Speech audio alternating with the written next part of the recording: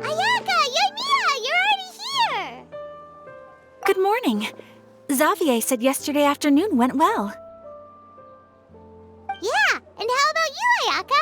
What were you up to yesterday? After we split up, Ayato went to see Udex Nervillette at the Palais Mermonia. I was originally thinking of going with him, but he said he could manage it himself. He told me to go see the sights around Fontaine and to enjoy the local culture.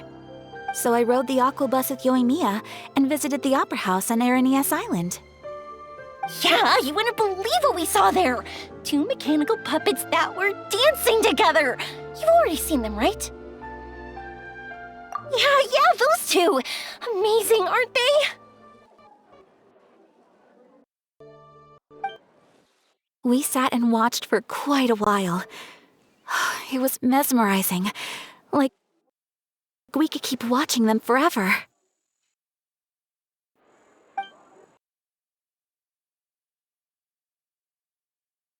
Oh, it was the same for us the first time we saw them too! Afterwards, we went swimming at the beach! Well, diving, to be exact. It was the first time I ever breathed underwater! I held Ayaka's hand and we counted down together. 3, 2, 1, and then, any longer, I decided to take a big breath in. Turns out the water wasn't as salty as I imagined. It didn't really taste like anything at all. Before I knew it, I was breathing like normal down there. It was an amazing feeling. Ayaka said I was too nervous and needed to loosen my grip. She got used to everything way faster than I did.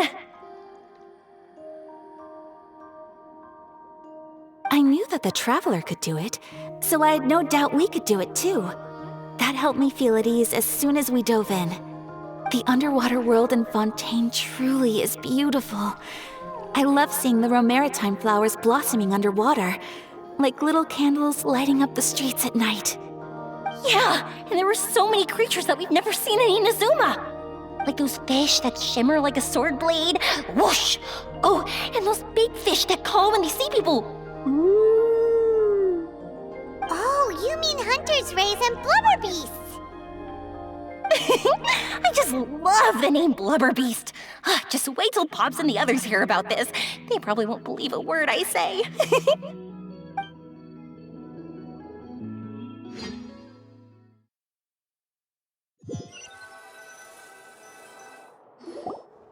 Yoimiya was down there for quite a while. It was dark before we finally rode the aquabus back to the city. I figured she'd want to sleep in today. Yeah, even I was worried that I wouldn't be able to get up. I still felt like I was drifting in the waves when I went to sleep last night. But as soon as I woke up today, I remembered that we'd all be shooting a film together, and I was ready to go. Speaking of the film, where's everybody else? My brother and Xavier were speaking to the restaurant owner about using the place as a filming location. They should be here soon. As for the others, We're here. Please excuse my tardiness. I just finished the Special Patrol's 6-mile morning jog. Wait, 6 miles? I'm so tired. I heard you all chatting, so I decided to come down. I sure could use some of that endless energy everyone else has. Good morning, everyone. Morning. Can someone fetch me a cup of coffee? More milk, hold the sugar. Sure, I'd be happy to do that for you. No, you can't go anywhere. Please, have a seat over here so I can get started on your makeup. The last thing I want is coffee stains on my costumes. I can get the coffee. It's the perfect job for an assistant.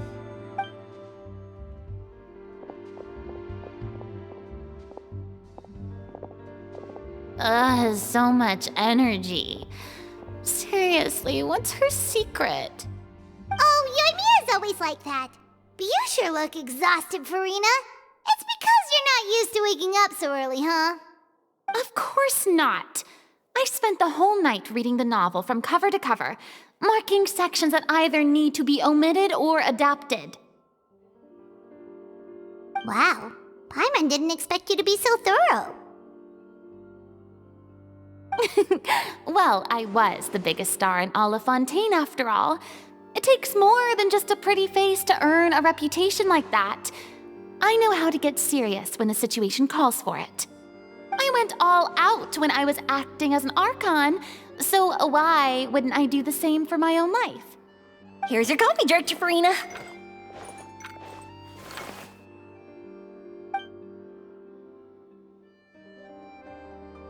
Oh, thank you.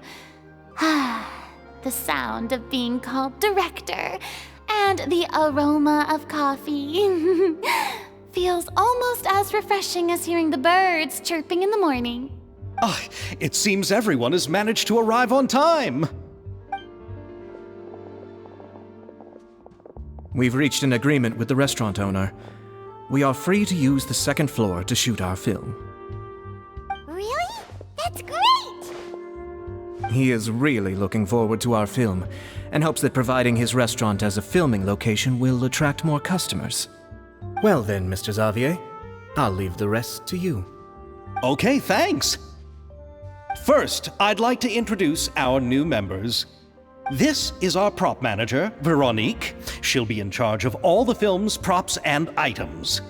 And this is Bonneau, our lighting technician. He'll be in charge of lighting and illumination to set up each scene's atmosphere.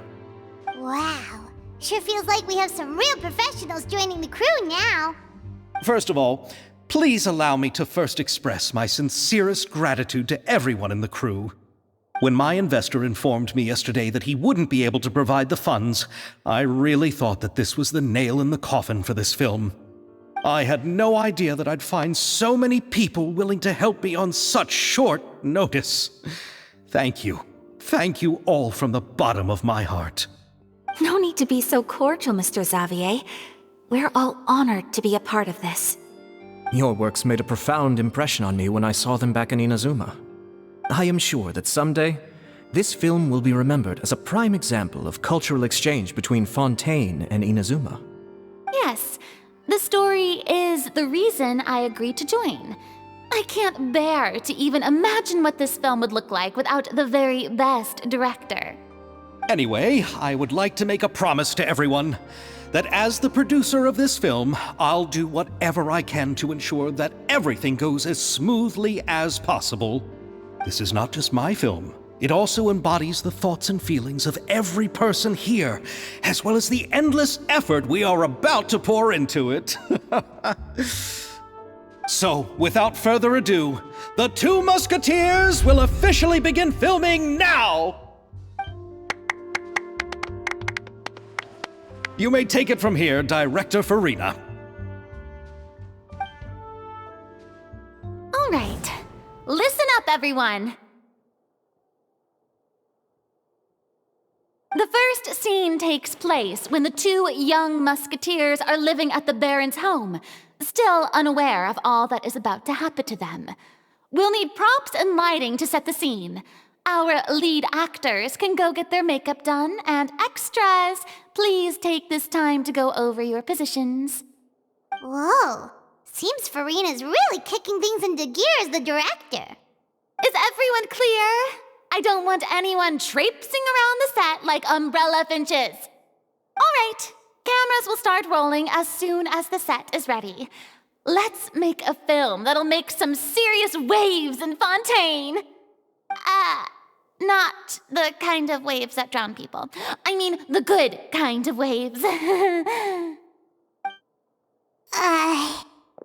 like she's still a bit traumatized by that. Anyway, let's go see if there's anything we can do to help.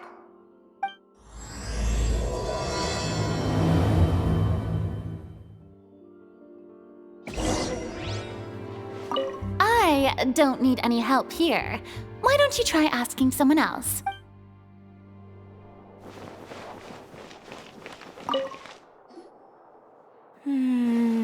Ayaka has mentioned you to me before. She said that you two were great friends when you were kids. No talking. I'm thinking about how to do your eyeshadow. Ah, yes. To help me really look the part. To achieve a more young and naive look for this scene. Are you saying the wrinkles around my eyes are too deep? You just have too much of a calculating look in your eyes. You sure don't mince your words. It seems you really haven't changed much. Quiet.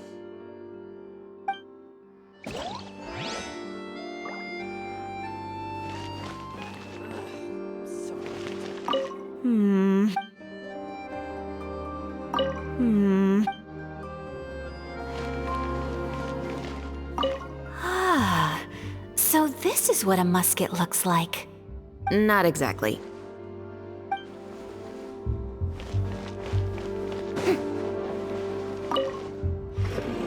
How about here? A little more to the left. You got it.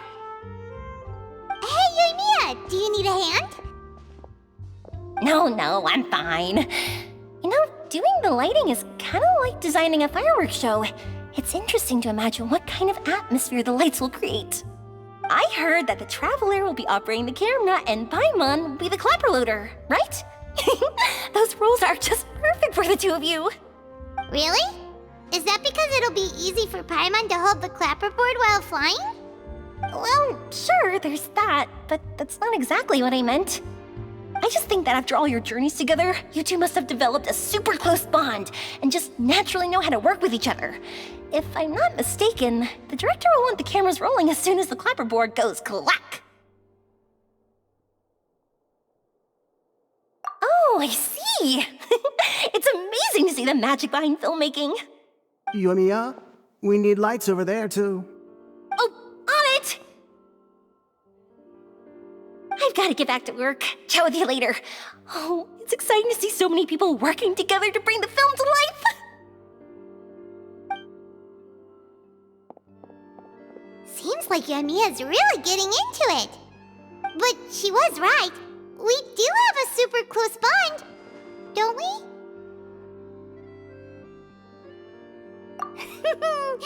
Paimon's really happy to hear that.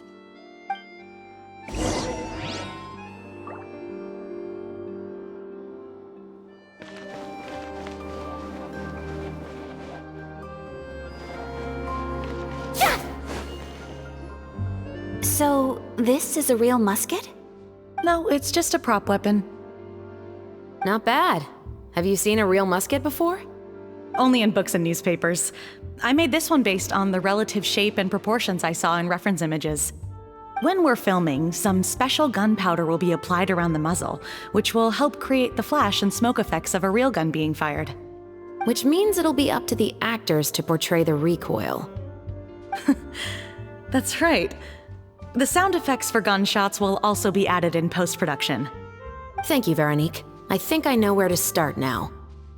However, the musket's gears and firing pin could still use some work. Adding some wear on the metallic components will make them appear more realistic. Also, be sure to rub the muskets with some oil each time before we start shooting. That'll give the impression that the firearms have been well maintained. Good point. You seem to know a lot, Miss Chevreuse. I assume you use these types of firearms on a regular basis? Yes, I perform routine maintenance on my weapons every day. Just like we as people need to eat and sleep, muskets need to be cleaned and maintained. I also perform similar care for my sword every day, and familiarize myself with its shape and weight, to the point where it feels like a natural extension of my body. Yes, this way, our weapons will never betray us in the heat of battle. Yes, well said. It seems we have the same philosophy on this topic. Oh, sounds like they found a common interest to talk about. Though these props differ from the muskets I use, I can still give you some pointers. Good. I look forward to your instruction. First and foremost, never point the weapon at anyone, regardless of whether it's a real or prop weapon or whether you're holding it or it's on the table. This holds for any time when you're not actively engaging an enemy. Okay, understood. When aiming the musket, extend your arm so that it's level with your shoulder, and use your eye to look down the weapon's sights. Like this? Not bad. Now, try saying your lines. This is the end of the road for you. Good. Now turn your body a little. That way, you'll give your enemy less of a target to work with. And relax your shoulders. Here, allow me to demonstrate. This is the end of the road for you. Huh. Excuse me, Miss Chiori. Director Furina, there's something I wish to discuss with you. Oh? What is it? Like this? Yes, much better. What do you think? I do see your point. But are you sure you wish to do this? I believe it would be most fitting. Well, if you insist. All right, I understand. Miss Ayaka, Miss Chevreuse, could the two of you please come over here? Huh? What's going on? Are we gonna start filming now? Let's go see. What is it? I have a question for you, Miss Chevreuse. Would you be willing to play the role of a musketeer? What? To clarify, I would like to turn over my role to Miss Chevreuse. But brother... Don't worry, Ayaka. I actually view this as a good thing. I was becoming troubled trying to set aside some time to speak to the staff at the Palais Mermonia. I would like to have some conversations about the cultural exchange between our two countries, and I've heard that the bureaucratic process here can get rather complicated. Now, I will be able to focus on my work. Besides, you also know that I'm not really one for public performances. Are you really sure? From a director's point of view, I also felt like the relationship between the two musketeers in the original story could be improved. The older brother in the story plays the lead role with his overbearing character, but this causes his character to overshadow that of his sister, and the theme of the two supporting and relying on each other isn't conveyed very well. But if we were to change the siblings to two sisters of a similar age, then that aspect of the story might come through more clearly. Also, I've seen you instructing Ayaka. That cold and dignified personality is exactly what we need for the older musketeer. Of course, even with all these insights, the decision should still be made by Miss Chevreuse. Chevreuse mentioned that she really likes the story, right? Paimon bets that she'll take the role. All right, I'll take the role. Good. It's decided then. I'll get started on making edits to the script. We'll also need to make some immediate adjustments to the lighting, props, and costumes. I have a feeling that our adaptation will be even better than the original story. You're doing a great favor for me, Miss Chevreuse. You have my gratitude. Don't mention it. I like this character, so if anything, I should be the one thanking you. Well, since my brother is the one who brought up the idea, I suppose there's no need to worry. Let's go, Miss Chevreuse. I look forward to working with you. Please, just call me Chevreuse.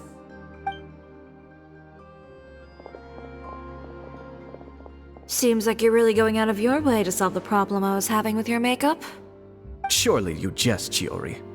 I assure you that I was mostly motivated by a desire to spend more time on formal business. Oh, come on. You really think I'd buy that? According to what I've heard from Ayaka, her brother is someone who can juggle 10 different matters at the same time. I'm sure you have other reasons for backing out. Perhaps. Ayaka always said she wanted to go out and see more of the world, just like the Traveler. But I feel that she needs not only to see other nations, but also to make some different kinds of friends. I think it would be harder for her to make new connections with me constantly by her side. I would like to give her some space. Alright, go on. Spoil her some more. Ayato, it's too bad you're stepping down from the role. Paimon really wanted to see you act as a musketeer.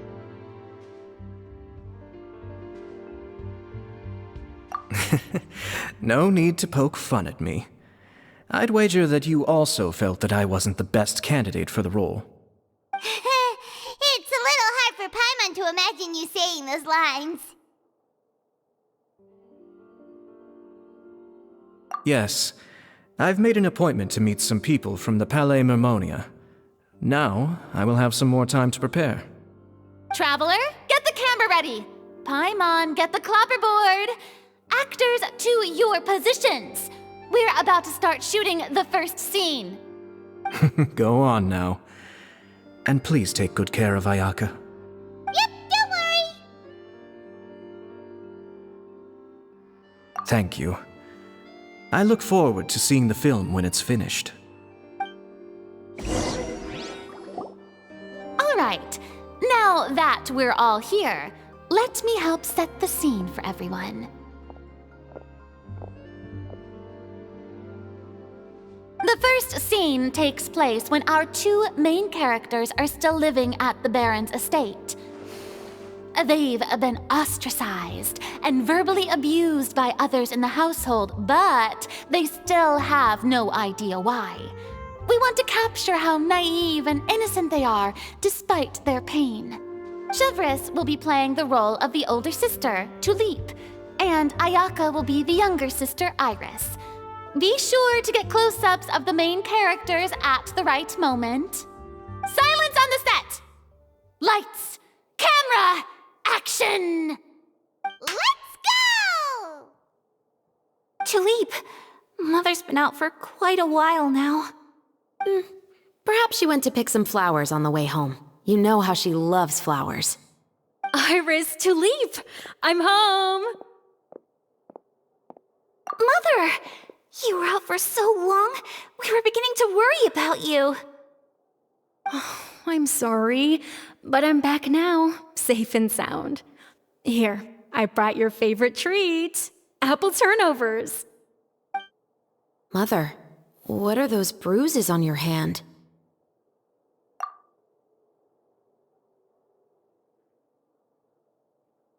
Huh? What bruises? Oh, I must have bumped into something while I was working yesterday. But I didn't notice them this morning.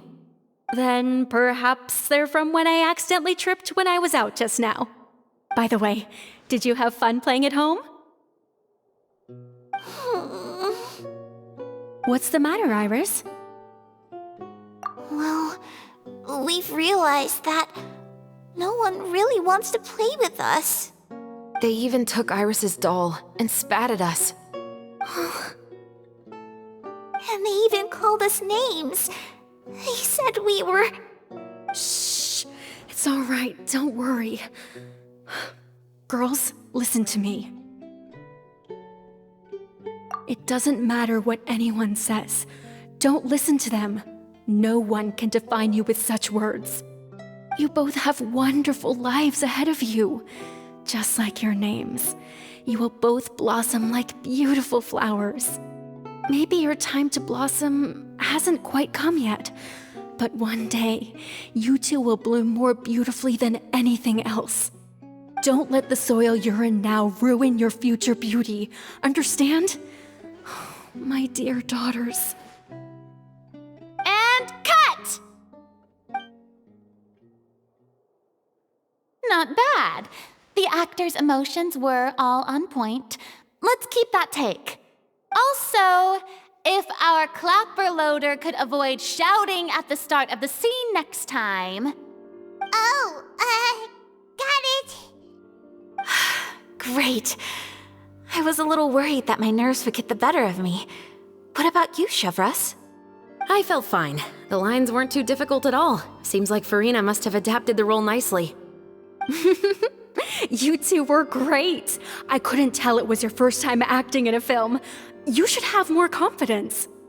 Thank you for your encouragement. Positions, everyone! We'll move on to the next scene after we try a few more camera angles.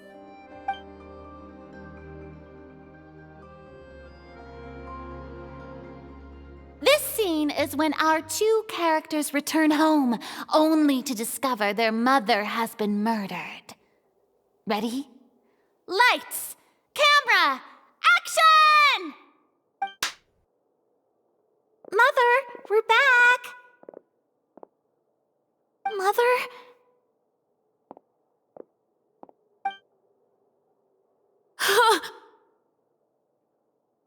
What's wrong, Tulip? Iris, stay away! Huh? Why? What's... Mother!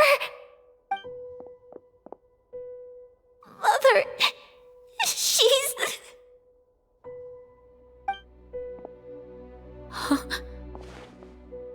There's poison in this cup. Huh? I could have sworn I've seen this kind of cup before. Those aristocrats. They didn't even try to cover up their actions.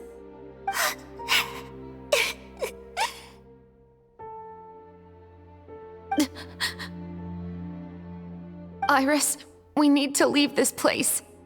Leave? But now that Mother is gone, where can we even go? Anywhere. All I know is that we can't stay in this house. But are we just going to let them get away with this? We'll have our revenge, I promise you. Just not right now.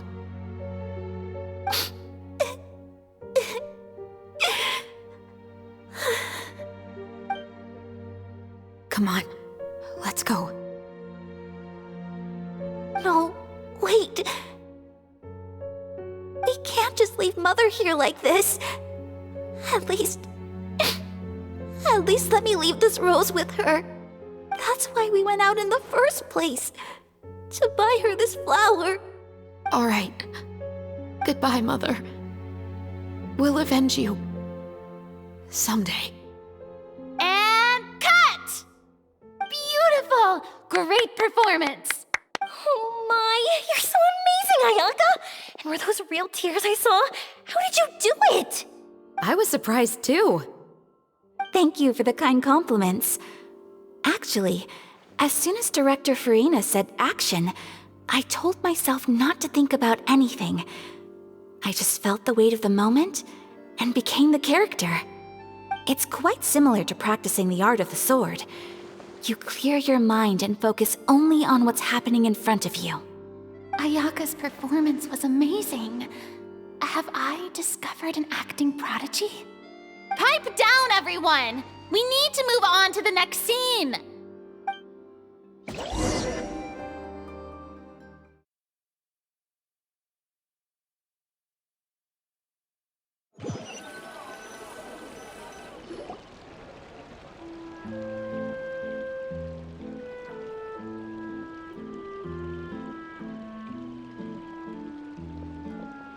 Huh? Are we done already? But Paimon wants to keep playing with the clapperboard. How do you feel, Traveler? Is your arm sore from holding the camera all day? Good work, you two. You too, Chevreuse. You were quite the actress today. I've read this novel many times before. I have a good grasp of my character's mindset. Anyway, do you remember my request from yesterday? Oh, right! We were having so much fun that Paimon nearly forgot! You have a case where the murders seem really similar to the cases in the novel, right? So, how are they similar exactly? In the story, the main characters grow up to become two musketeers, always using their guns to carry out their revenge. And on each of the victims, they place a rainbow rose as a signal that they've returned. Yes, that's correct. We found rainbow roses just like in the novel. Seems like you're connecting the dots now. Oh, that does sound pretty concerning. Especially after seeing the script today. Ooh, now Paimon can't stop wondering what kind of ulterior motive the murderer might have. What do you think, Traveler? You're smart. Paimon wants to hear your thoughts. Good. On behalf of Fontaine's Special Security and Surveillance Patrol, thank you for your dedication to justice. There's no time to lose. We should start investigating right away. Follow me. Huh? Right now? Well, we just got done filming all day. Paimon's so tired. The most valuable intel always comes after nightfall. They are like small, remote islands in the middle of the sea. If you don't stay vigilant, you will pass right by them in the fog. That's how one of my favorite books always puts it, at least. So, where are we going right now? Let's start by checking out some workshops that sell mechanical components. If the culprit is making their own weapons, it's very likely that they'll visit those sort of places.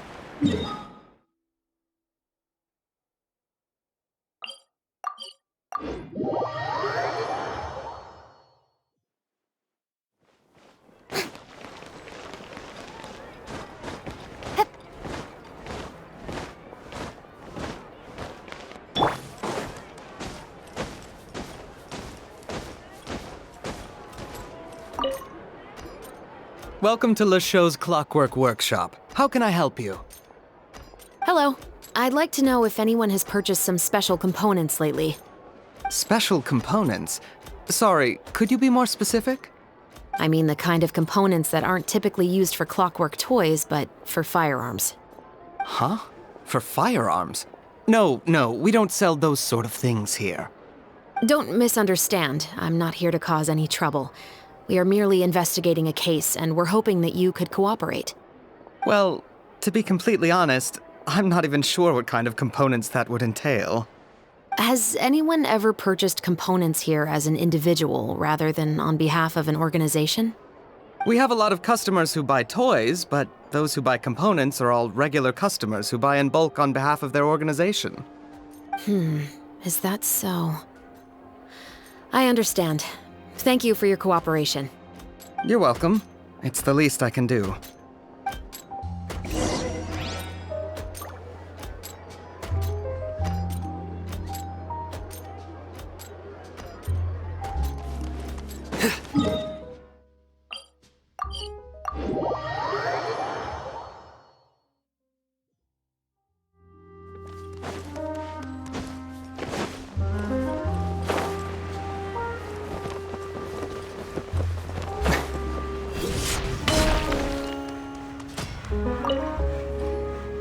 Oh, hey, Chevreuse.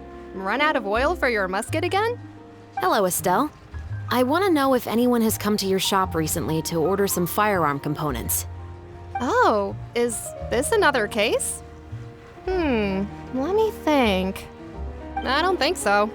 Some people have requested that I make some prop guns for the Fontainalia Film Festival, but I refused all of those requests. Oh, why's that? Because there's no profit! I only make things here that can do some real heavy lifting. I don't have the energy to make some new molds just for the festival. Then has anybody come specifically looking for mechanical components? Well, I usually sell off my scrap to the Fleuve Cendre. I don't typically give them to one specific person. I understand. Thanks for your cooperation. Don't mention it. Always happy to have the Musketeers' patronage. Seems like we haven't found any leads to go off yet. Yeah, unfortunately. All right, let's head to Fleuve Cendre next. Huh? Are you sure? People might not be so thrilled to see the captain of the special patrol there. You think so, huh? Then I guess you don't know. Huh? Know what? That I grew up in Fleuve Cendre.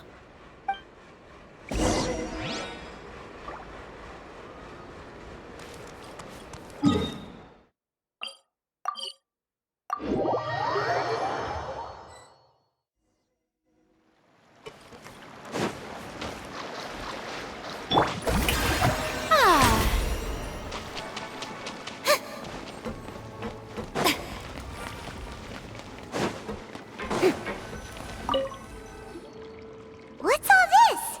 Some broken planks and barrels, as well as some liquor bottles? Yes, but have a closer look, Paimon. Even though somebody has purposefully tried to clean them up, these are obviously marks from musket bullets. In other words, someone was here trying to improve their shot. They were using the barrels and bottles for target practice. Could it have been the killer? Your guess is as good as mine.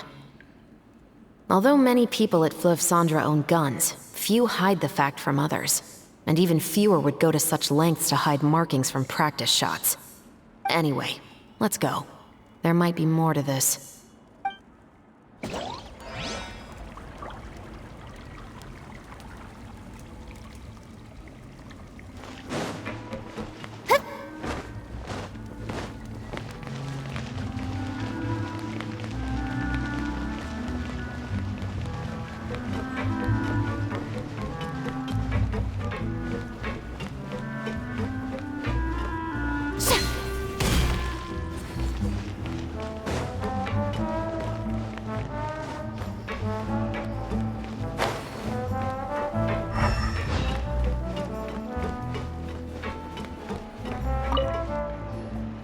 It's been a while, Tetro. Please, just get on with your request. I want to know if you've heard anybody talking about muskets lately. Information isn't free, you know.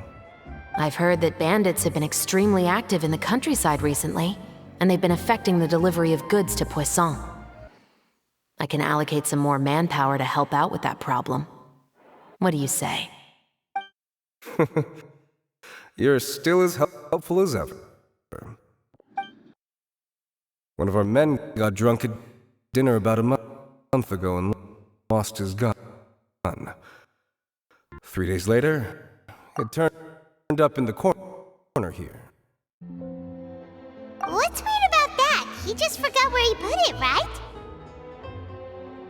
This is Fleuve Cendre, my friend. Anything of value left in the tavern won't ever make it to the next day. But that gun turned out to be an exception. It didn't get any new wear and tear on it, and didn't even appear to have been fired. We were quite mystified as to what could have happened. I suspect it came back because the weapon was already known to the guards. You mean, a criminal was afraid the Marechaussee Phantom would use the shot marks to track them down? Maybe. But if that's the case, the culprit really took great care to avoid getting caught. I didn't say anything about a criminal. In Fleuve Cendre, knowing who was killed is as easy as knowing what clothes you're wearing today. It's the guy living in the east side, isn't it? I've never liked him. Every time he's here, he just orders a drink and sits there with a nasty look in his eyes. So, who was the one who lost the gun in the first place? Don't bother. Even if you ask, he wouldn't admit to owning a gun to some strangers. Not to mention the captain of the Special Security and Surveillance Patrol. He's right. I know you grew up here, Chevreuse. Even though you're on good terms with the Spina, you've still been gone too long. Not many people know you here now, and a lot of people don't like the Special Patrol. I know. So take my advice and don't show your face too much around here. It's for your own safety. I'll come and go as I please, and I'm afraid I'll be appearing more often due to my work. All right. Don't say I didn't warn you.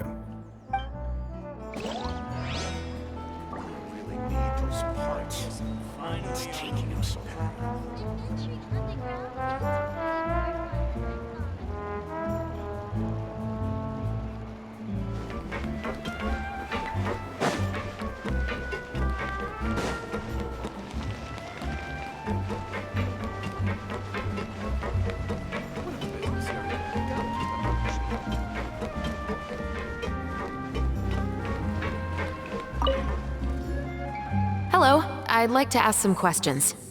I don't know anything. Don't worry, I'm not here to arrest anybody. You say that now. It's the truth. Here, take this as my guarantee. Wait, did Paimon just see what she thinks she saw? Is the captain of the Special Patrol bribing a citizen?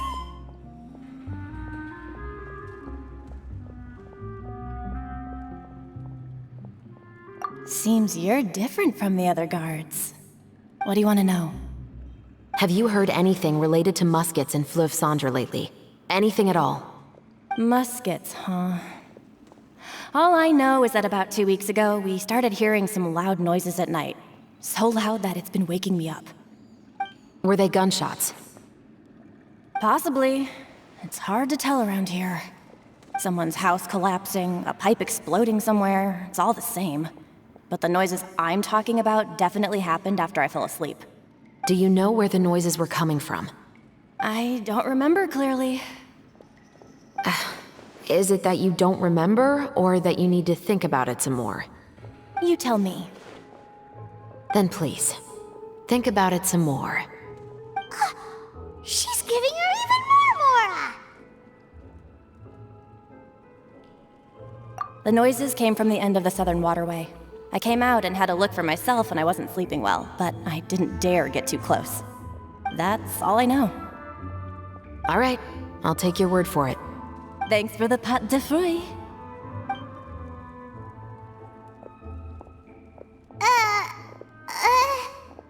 No need to be surprised. I grew up here, remember? I know how to get people around here to talk. My apologies, I'm all out of sweets. Though I do have some other tempting snacks in my custody. Fries, fried chicken, and even onion rings. But taking care of junk food is my responsibility. You're better off sticking to your normal, nutritious diet. Now then, let's keep going. Seems like that's all we'll be able to uncover for today. Paimon feels like we managed to learn a lot more here than up on the surface. Yes. Assuming that everything we found is indeed connected to our suspect, then their timeline was probably something like this. A month ago, our suspect found a gun and took it home to disassemble it. Once he'd figured out its mechanics, he brought it back. In the following weeks, he used some parts to create his own makeshift musket and took it to the Fleuve Cendra for target practice. Then, a few days ago, he found his target and carried out the murder. Once the deed was done, he left a rainbow rose on the body, just like the scene in the novel. That all makes sense to Paimon, but we're still no closer to figuring out the killer's identity! The deceased was a resident of Fleuve Cendra. It's said that he was a poor, solitary man.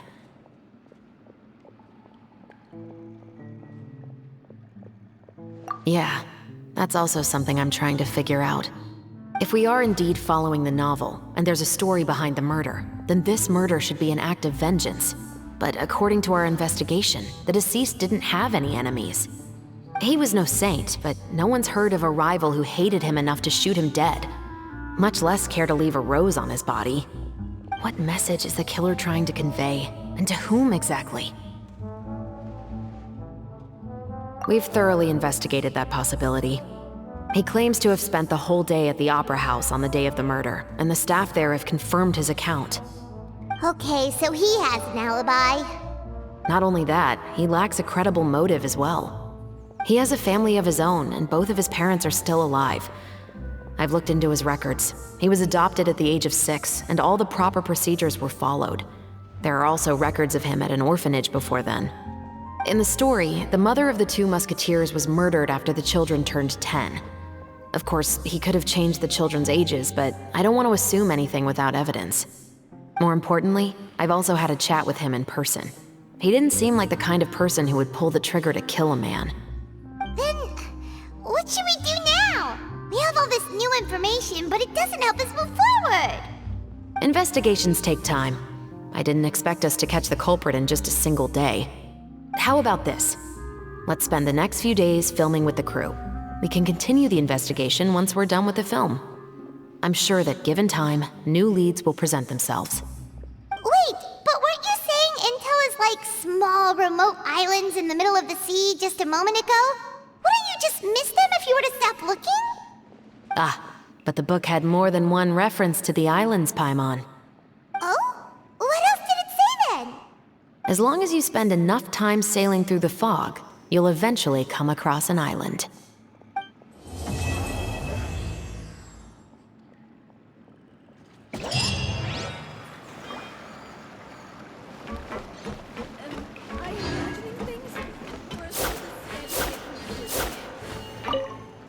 What? Never thought that the captain of the security and surveillance patrol could come from the Fleuve Cendra? You mean rising through the ranks? It was a struggle, for sure. But as long as you can distinguish yourself through your accomplishments and skills, you'll eventually be recognized for your worth. If you look at it another way, my life at Fleuve Cendra has actually taught me a lot of valuable skills. Skills like how to barter with criminals or how to think in their shoes.